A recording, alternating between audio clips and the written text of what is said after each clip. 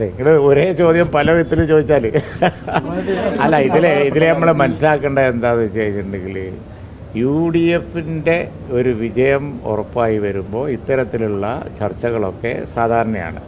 കഴിഞ്ഞ കരുണാകരൻ മുഖ്യമന്ത്രിയായി വന്ന സന്ദർഭത്തിൽ, ആൻ്റണി മുഖ്യമന്ത്രിയായി വന്ന സമയത്ത്, ഉമ്മൻചാണ്ടി തന്നെ മുഖ്യമന്ത്രിയായ സമയത്ത് ഒക്കെ ഇനി ആര് ലീഡർ എന്നുള്ള ചർച്ചകളൊക്കെ ഓപ്പണായിട്ട് നടക്കുക UDFിൽ പതിവാണ്, കോൺഗ്രസിലും പതിവാണ്.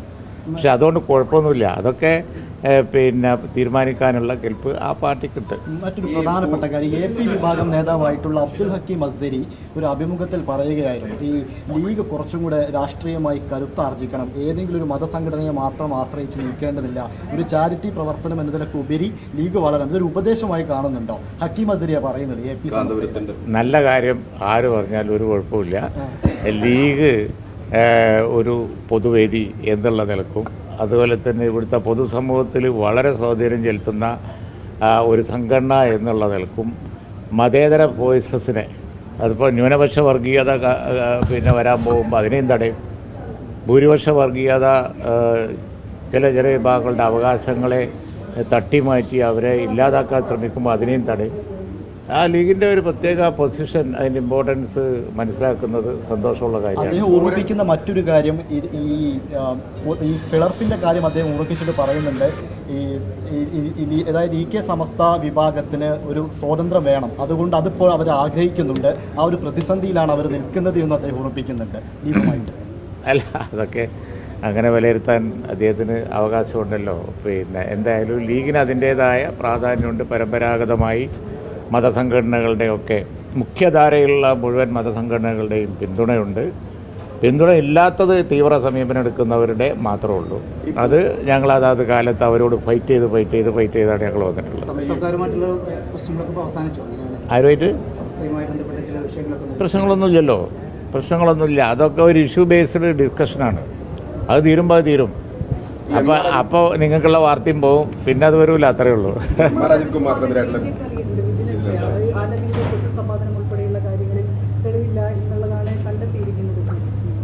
അല്ല, അത് പിന്നെ അങ്ങനെ തെളിവില്ല എന്ന് പറഞ്ഞ റിപ്പോർട്ട് വന്നോ?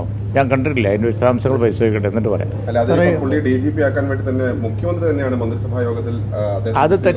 അത് തെറ്റാണ് എന്ന് UDF വിലയിരുത്തിയിട്ടുണ്ട്. പൊതുവേ അത് തെറ്റാണ് എന്ന് വിലയിരുത്തിയിട്ടുണ്ട്. ആ സമയത്തുള്ള തെറ്റായ തീരുമാനം എന്നാണ് പറഞ്ഞത്.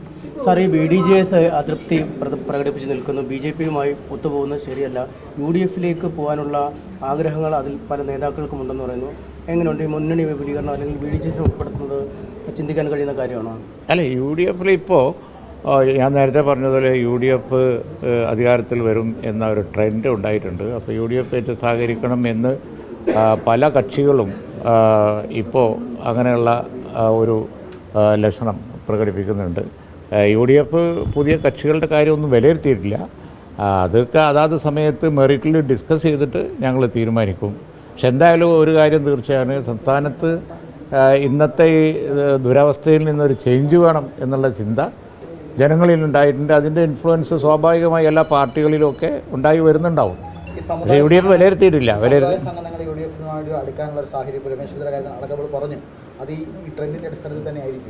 ഞാൻ തുടക്കത്തിൽ പറഞ്ഞല്ലോ, പിന്നെ UDFിന് അനുകൂലമായൊരു ട്രെൻഡ് ഉണ്ട്. അതിൻ്റെ ഇമ്പാക്റ്റ് എല്ലാ സംഘടനകളിലും ഉണ്ടാവും എന്ന് ഞാൻ പറഞ്ഞല്ലോ.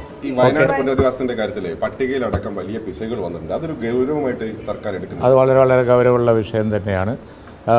പട്ടികയിൽ ഒരുപാട് പിശകുകളുണ്ട്.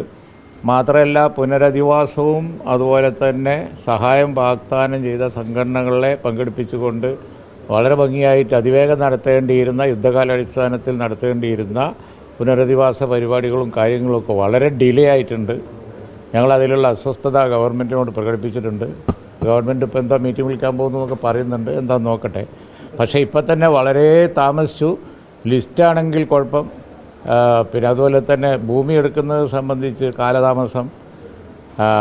ഇപ്പോൾ അവിടുത്തെ കഷ്ടതയൊക്കെ അനുഭവിക്കുന്ന ആളുകളെ സംബന്ധിച്ചിടത്തോളം അവരുടെ ബുദ്ധിമുട്ടുകൾക്ക് ഒരു അറുതിയില്ല.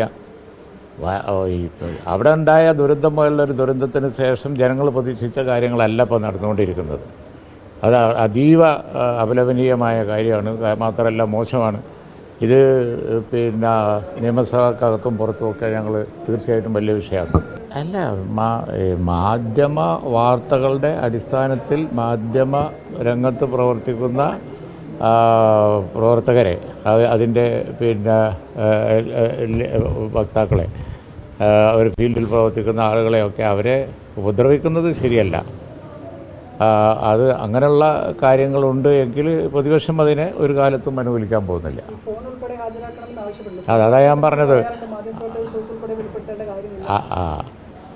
അതാ ഞാൻ പറഞ്ഞത്. അതിനൊക്കെ ചില നിയമപരമായ വ്യവസ്ഥകളുണ്ട്. ആ വ്യവസ്ഥ ലംഘിച്ച് അതിക്രമ കാണിക്കുന്ന രീതിയിൽ കുറച്ചൊരധികം മാധ്യമ സ്വാതന്ത്ര്യത്തിന് എതിരായി വരുന്ന വിഷയങ്ങളിൽ തീർച്ചയായും പ്രതിപക്ഷം ഇടപെടും.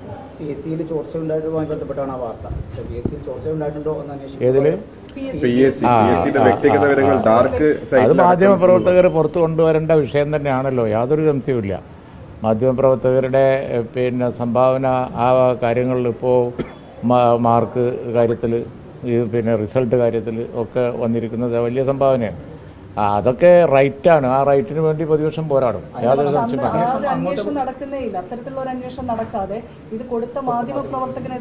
അത് തെറ്റാണ്. അത് തെറ്റായ കാര്യമാണ്. ഞങ്ങൾ അതിൻ്റെ മെറിറ്റ് വെച്ച് ഞങ്ങൾ വിലയിരുത്തി ചർച്ച ചെയ്യാം.